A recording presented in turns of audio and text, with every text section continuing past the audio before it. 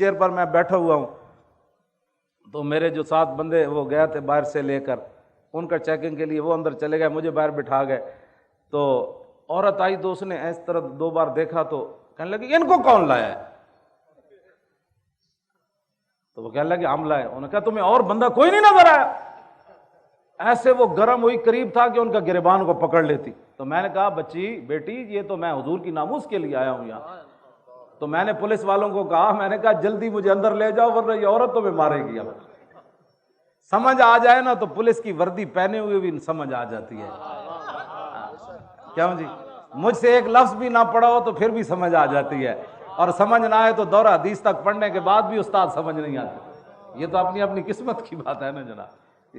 ہمارے پاس تو کوئی تھرمامیٹر وہ اب اس عورت کا میں جب بھی میں دعا کرتا ہوں تو اس کے لیے میں ضرور کرتا ہوں کہ میں تو اس کو جانتا ہی نہیں تھا، لیکن وہ میری خاطر پولیس کی وردی پہن کر پولیس والوں سے الجھ پڑی کہ آپ کو بندہ ہی اور کوئی نہیں ملا، ان کو کیوں آپ کیوں لائے ہو، ان کو کیوں لائے ہو؟ میں نے کہا مجھے اندر بھیجو، یہ لڑکی تمہیں مارے گی۔ اب پولیس والے فوراً مجھے اندر لے گئے۔ تو سمجھ آنے میں تو 1 منٹ بھی بندہ آ جاتا ہے، ورنہ میری اتنی لمبی تقریریں کرنے کے بعد بھی بندہ کہے انجل لگے ہوئے سن بادشاہ۔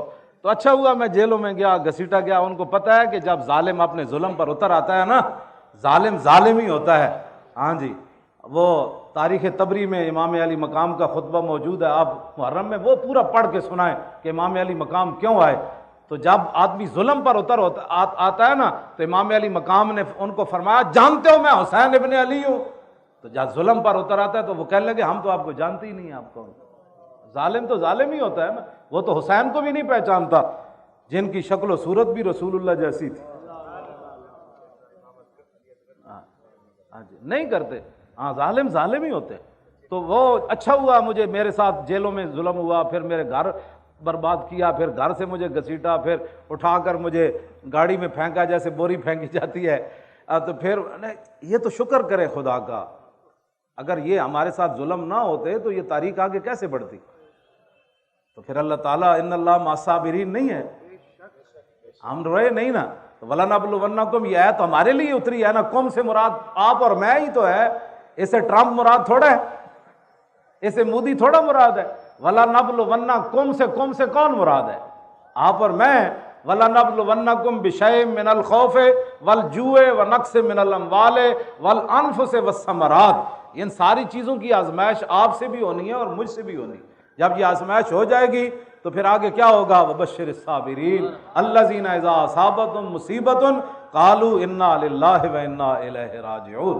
وہ مجھے میں نے انہوں نے جتنا بھی انہوں نے مجھے گھسیٹا، پھر وہ آگے پھینکا، وہ میرے سر سے پگڑی بھی اتر گئی، تو میں نے وہ اپنی گود میں رکھ لی، ٹوپی میں نے سر میں پہن لی، تو وہ پھر بھی میں ہنس رہا تھا۔ تو وہ پولیس والے کہنے لگے آپ ہمارے ساتھ مذاق کرتے ہیں؟ تو میں نے کہا آپ کا میرا مذاق بنتا نہیں ہے۔ کہنے لگا پھر آپ ہنستے کیوں ہیں؟ تو میں نے کہا اس لیے میں ہنس رہا ہوں کہ جن کو خوش کرنے کے لیے تم نے میرے گھر اتنا تباہی مچائی، مجھے گھسیٹا اور مجھے ایسے پھینک رہے ہو، اور مجھے تم نے گرم چادر بھی نہیں لینے دی، کہا کہ چل مولوی کو لائے چلو، چلو مولوی کو لائے چلو، یہ مولوی ہے؟ ہاں یہ۔ میں کہا میرا نام خادم حسین۔ اچھا تو ہے، پکڑو اس کو۔ وہ تقریباً 70 کے قریب ان کے ایسے گنیں پکڑی ہوئی تھی، وہ میرے گھر میں داخل ہوئے۔ کہتا آپ کا نام؟ میں کہا خادم حسین۔ کہتا اچھا پکڑو اس کو، اٹھو۔ میں نے کہا میں اٹھ نہیں سکتا۔ کہنے لگا یہ بہانے کرتا ہے، اس کو گھسیٹو۔ تو مجھے تو میں ہنس رہا تھا، تو وہ کہنے لگے آپ ہنستے کیوں ہیں؟ میں نے کہا جن کو خوش کرنے کے لیے آج جو روتے پھرتے ہمیں کیوں نکالا؟ ہاں جی، توجہ۔ میں تو نہیں رویا، مجھے کیوں گھسیٹا؟ کیوں؟ نہیں میں واقعی نہیں رویا، مجھے کیوں گھسیٹا؟